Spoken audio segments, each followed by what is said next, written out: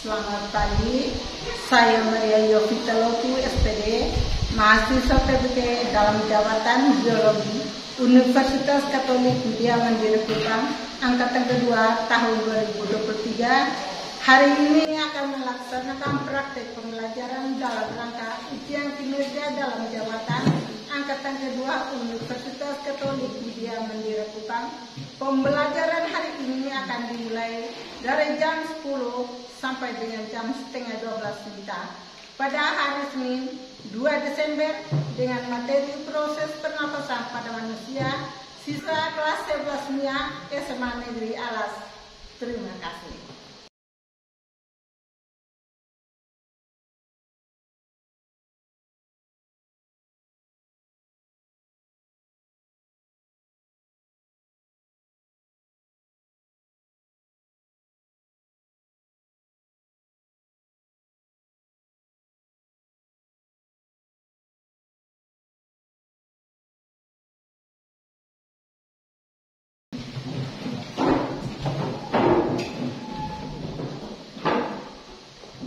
Beri salam. Selamat pagi, Bu. Selamat pagi, silakan duduk. Terima kasih, Bu.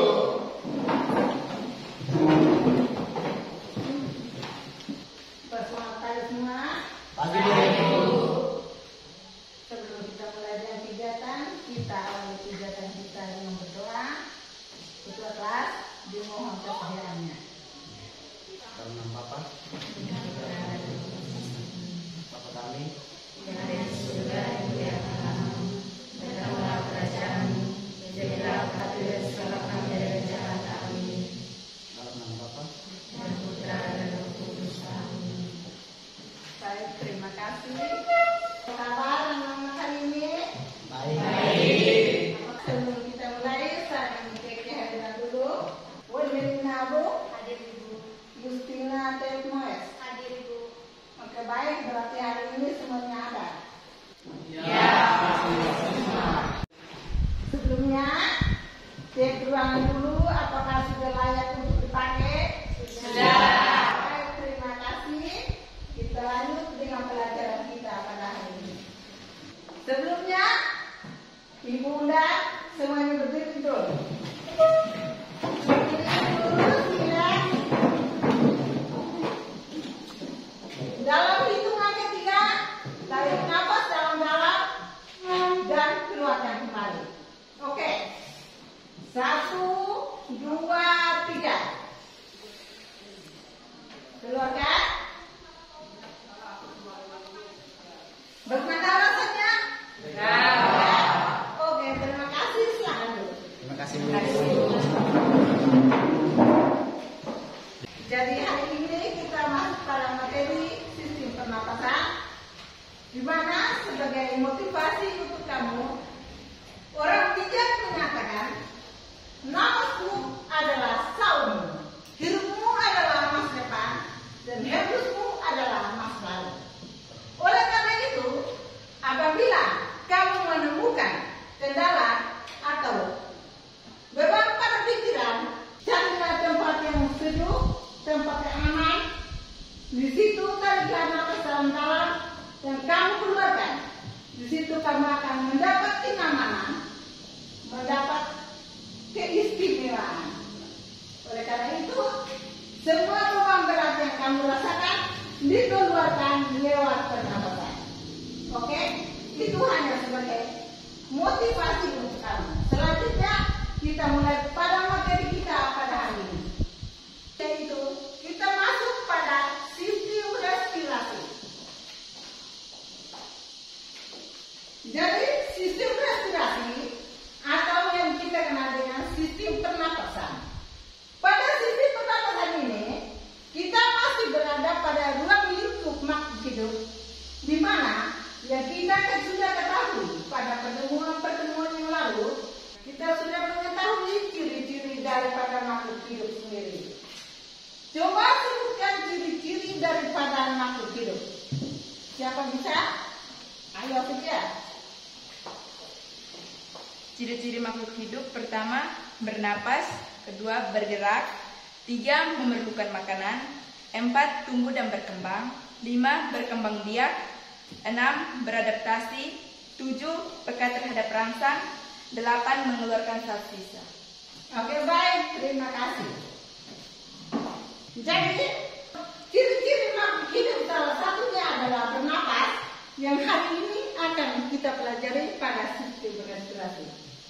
Oleh sebab itu, sebelumnya Ibu ingin bertanya dulu, menurut kalian, bernapas itu sadar atau tidak?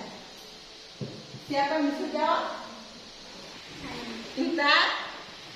Menurut pendapat saya, bernafas bisa dilakukan secara sadar maupun tidak sadar. Siapa lagi? Saya. Silakan. Menurut saya, bernafas itu tidak disadari. Terkadang disadari pada saat kita menghirup oksigen dan mengeluarkan karbon dioksida. Mengapa saya katakan bernafas tidak disadari? Karena dalam hitungan menit, manusia bernafas antara 12 sampai 18 kali. Oke, baik, terima kasih.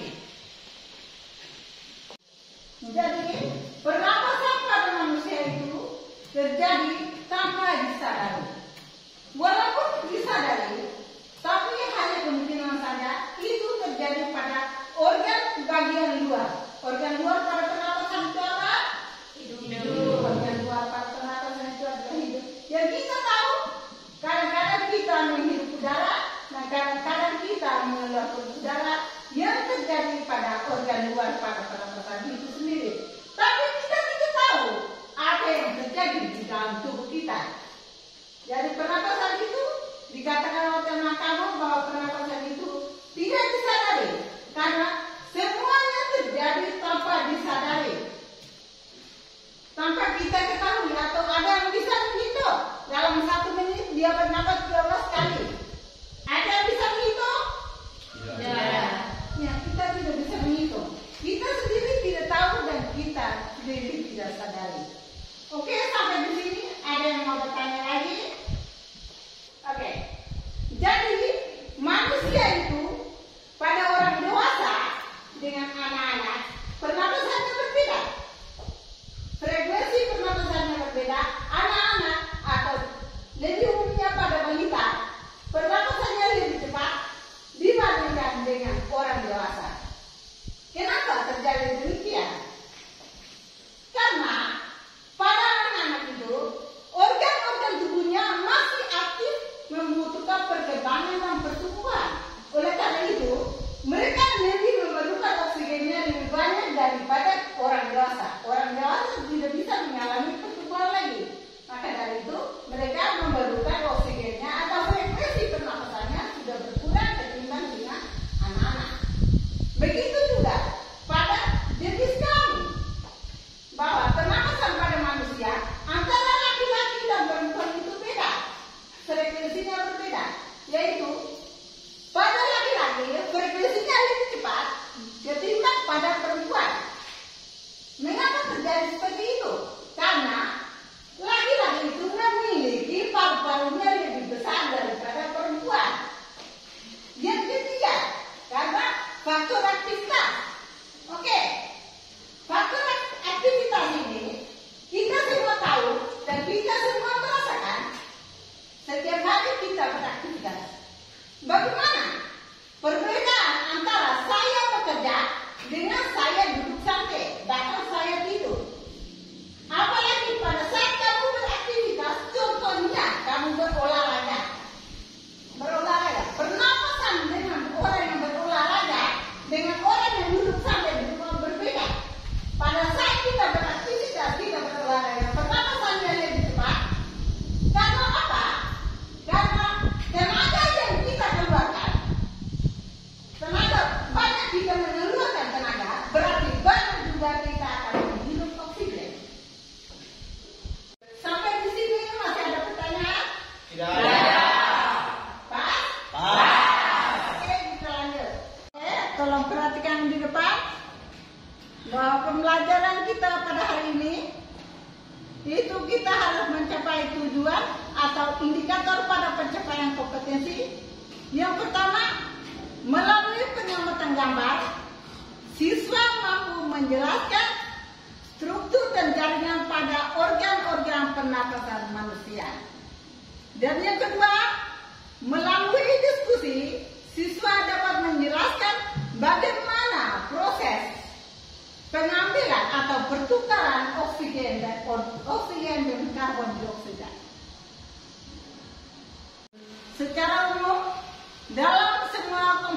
dasar atau KD, pada pelajaran kita hari ini, siswa harus menganalisis atau menjelaskan hubungan antara struktur jaringan penyusun organ pada respirasi dan mengaitkan dengan bioproses dan gangguan fungsi yang dapat terjadi pada sistem pernapasan manusia. Jadi, secara tidak langsung, pernapasan itu sudah membantu tubuh mengeluarkan zat racun yang ada di dalam tubuh. Zat racunnya ada di mana? Zat racunnya pada saat kita menghirup oksigen, ada udara, ada pencemaran udara yang masuk bersama dengan oksigen ke dalam tubuh kita yang tidak dipakai oleh tubuh dan akan dikeluarkan dalam bentuk karbon dioksida. Karbon dioksida itulah yang menjadi racun bagi tubuh manusia. Oke, jelas? Jelas. Oke, sampai di sini. Sebelum kita lanjut pada kegiatan ini, Ibu mau tahu bagaimana kesiapan kamu sebelum kamu mengikuti pelajaran pada hari ini. Di sini Ibu punya aplikasi, masing-masing ambil HP, buka di WA Group. Di situ Ibu sudah kirimkan link di grup. Kerjakan. Soalnya ada 5 nomor dan waktunya adalah 3 menit.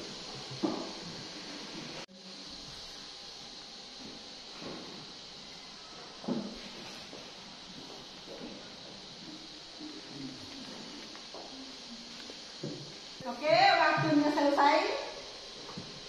Ada benar semua? Ada. Ada benar apa? Berarti salah semua. Yang tidak menjawab berarti salah semua. Oke, hebat. Dari materi kita pada hari ini, kita menggunakan model pembelajaran discovery learning. Metode pembelajaran kita adalah diskusi dan tanya jawab.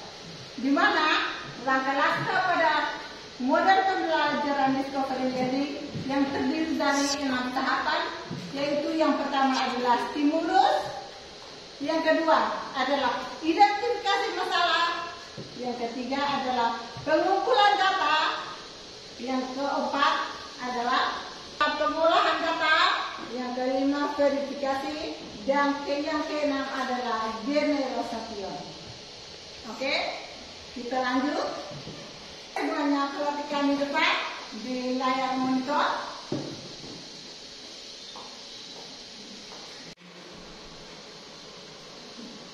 Secara garis besar, organ pada sistem pernapasan manusia tersusun atas hidung, faring, laring, trakea, bronkus, dan paru-paru. Dalam sistem pernapasan manusia, hidung merupakan organ pernapasan yang paling luar. Dilengkapi dengan rambut hidung yang berfungsi menyaring partikel atau debu dan kotoran sebagai tabung bau dan selaput lendir di situ, dan ada yang namanya fonka.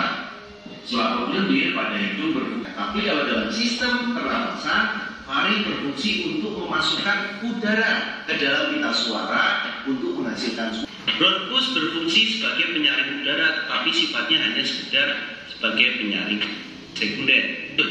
Setelah bronkus. Oke, dari tadi kamu sudah mengamati tayangan video. Sesuai dengan video yang sudah ditayangkan, apa yang kamu temukan di sana? Mungkin ada yang mau bertanya? Oke, Mario, silakan.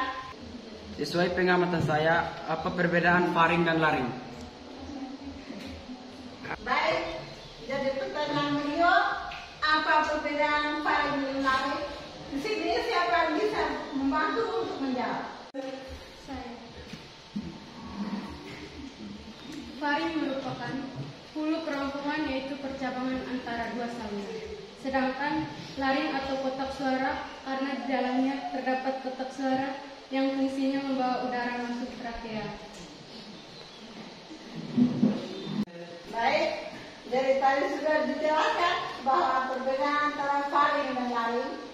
Faring itu merupakan percabangan antara dua sistem, yaitu antara sistem pernapasan dan sistem pencernaan.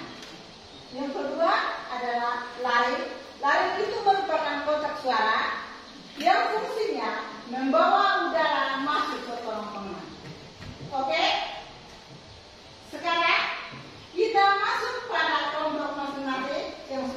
bagikan, duduk menurut kelompok sesuai dengan apa yang kamu sudah lihat di depan, sudah perhatikan di depan, bahwa di situ ada stimulus, ada identifikasi masalah sesuai dengan video yang tadi sudah kamu amati.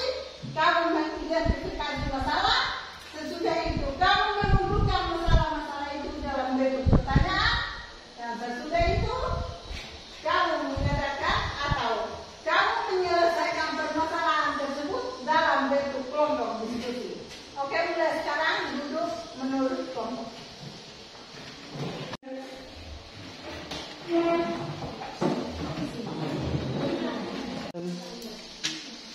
Oke, baik. Jadi sebelum Ibu membalikan SKPD, Ibu sampaikan bahwa ada aspek penilaian yang terjadi pada saat kamu diskusi nanti, yaitu penilaian sikap, penilaian keterampilan, dan pengetahuan.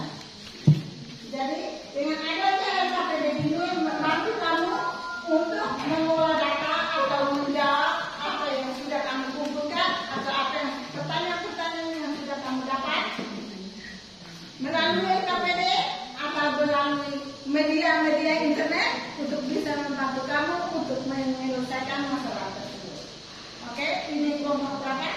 Kelompok 3.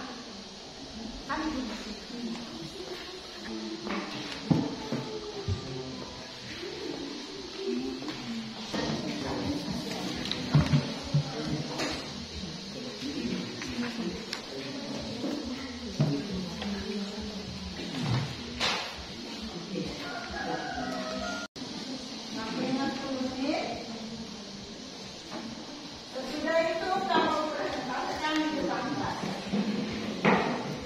Oke, sekarang kita masuk pada tahap presentasi. Saya minta kelompok 1 bacakan hasil diskusinya di depan kelas. Kepada kelompok 1 saya persilakan. Selamat pagi Ibu Guru dan teman-teman. Kami dari kelompok 1 ingin mempresentasikan hasil diskusi kami. Kepada pembaca saya persilakan. Terima kasih atas kesempatan yang diberikan kami. Menganalisis alat-alat penyusun sistem pernapasan pada manusia. Sebagai organ penyusun sistem pernapasan manusia, terdiri dari 8 organ yaitu mulai dari hidung, paru, laring, trakea, bronkus, bronkiolus, alveolus, dan paru-paru. Hidung adalah organ pertama yang dilalui oleh udara. Organ ini merupakan bagian dari saluran pernapasan atas dan terletak di tengah-tengah wajah. Paru-paru adalah salah satu organ vital dalam tubuh manusia. Demikian hasil presentasi kami. Selanjutnya kami akan membuka sesi tanya jawab yang dimana teman-teman dari kelompok 2, 3, dan 4 bisa bertanya. Kepada teman-teman kami persilakan. Kepada kelompok 2 kami persilakan. Sebutkan perbedaan antara faring dan laring. Saya akan menjawab pertanyaan dari kelompok 2, perbedaan antara faring dan laring. Faring adalah hulu kerongkongan yang merupakan perjalanan dua saluran antara saluran pencernaan dan saluran pernapasan. Sedangkan laring adalah saluran pernapasan yang membawa udara menuju trakea. Laring disebut kotak suara hanya di dalamnya ada pita suara. Teman-teman dari kelompok 2 diterima. Sekian hasil presentasi kami. Terima kasih. Oke, terima kasih. Kita kasih aplaus untuk kelompok 1. Jadi tadi penampilan dari kelompok 1, maka saya mengamati mereka dalam hasil presentasi dan mulai daripada diskusi dikasih skor 80.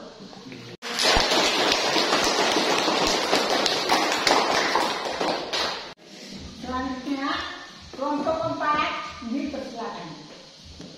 Selamat siang Ibu Guru dan teman-teman. Kami dari kelompok 4 ingin mempresentasikan hasil diskusi kami. Kepada pemateri saya persilakan. Terima kasih atas waktu dan kesempatan yang diberikan kepada saya. Menganalisis alat-alat pernapasan pada manusia. 1. Sistem pernapasan atas. Sistem pernapasan bagian atas pada manusia tersusun atas beberapa organ antara lain 1. Hidung, yang tersusun dari selaput lendir dan rambut halus. Fungsinya untuk menyaring debu dan kotoran yang masuk ke rongga hidung. 2. Sistem pernapasan bawah. Organ-organ yang termasuk dalam sistem pernapasan manusia bagian bawah antara lain 1. Trakea, merupakan jalur napas paling utama yang menuju ke paru-paru. Letaknya pada bagian bawah laring. Sekian dari hasil presentasi kami, dan kami akan membuka sesi tanya jawab kepada kelompok 1, 2, dan 3. Jelaskan fungsi silia pada dinding trakea. Pertanyaan kelompok 3, jelaskan fungsi silia pada dinding trakea. Silia berperan dalam mendorong lendir yang telah menyaring kotoran atau zat asing untuk keluar dari tenggorokan. Silia berbentuk kecil menyerupai rambut halus. Apakah kelompok 3 menerima jawaban dari kami? Terima. Sekian hasil presentasi kami. Terima kasih. Oke, baik. Kita kasih aplaus untuk kelompok 4. Jadi dari hasil pengamatannya, dari proses diskusi sampai pada presentasi di depan kelas, saya kasih skor 80. Dengan demikian proses diskusi kita sudah selesai. Kembali kepada tempatnya semua. Oke, perhatikan ke depan. Jadi tadi kita sudah lewati, kami berdiskusi panjang lebar. Kita berbicara tentang sistem pernapasan pada manusia, yang dimana tadi ada pertanyaan yang banyak tentang saluran-saluran atau alat-alat pernapasan pada manusia, yaitu adalah satunya hidung. Hidung merupakan organ pernapasan paling terluar, di mana di dalam hidung terdapat rambut-rambut hidung yang fungsinya untuk menyaring kotoran atau debu yang masuk bersama udara saat kita bernapas. Yang kedua adalah laring. Laring adalah percabangan antara dua saluran. Di sini dia ada terdapat di belakang lidah. Percabangan antara dua saluran, di mana ada saluran pernapasan dan ada saluran pencernaan. Nah, di antara laring ada satu organ yang namanya adalah epiglottis, letaknya pas di bawah pangkal lidah, di mana fungsinya epiglottis itu dia berfungsi, dia menutup apabila manusia menelan makanan atau minuman, dan apabila dia terbuka pada saat manusia bernapas. Jadi pada organ epiglottis itu kita kenal atau kita sebut juga dia itu sebagai lalu lintas, pengatur jalan, pengatur di perjalanan, di percabangan antara dua saluran tersebut. Oleh karena itu, pada saat kita makan, epiglottisnya itu menutup. Sehingga pada saat kita makan atau kita minum, epiglottisnya menutup, sehingga makanan atau minuman tidak masuk pada saluran pernapasan, tetapi dia melewati saluran pencernaan. Yang berikutnya adalah laring. Laring, di dalam laring ini kita kenal dengan kotak suara, yang fungsinya di mana dia membawa udara masuk ke dalam tenggorokan atau yang kita kenal dengan trakea.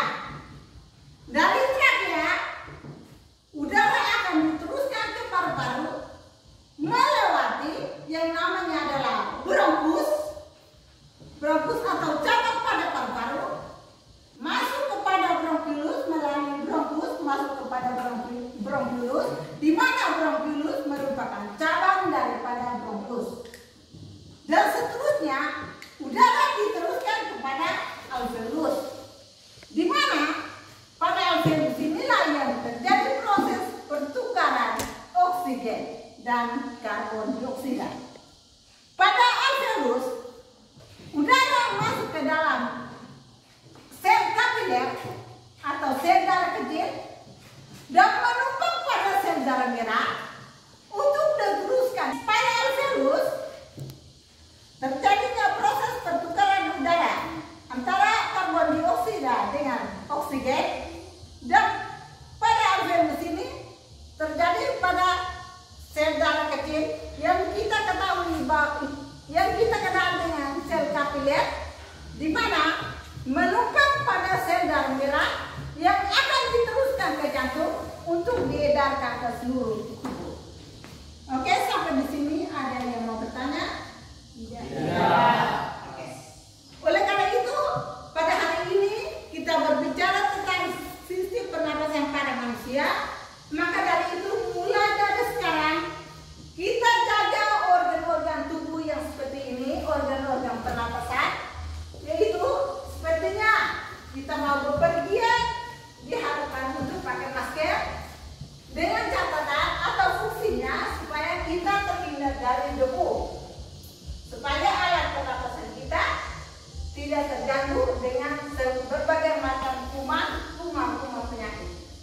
Yang berikutnya, jangan merokok, jangan minum, jaga kesehatan masing-masing.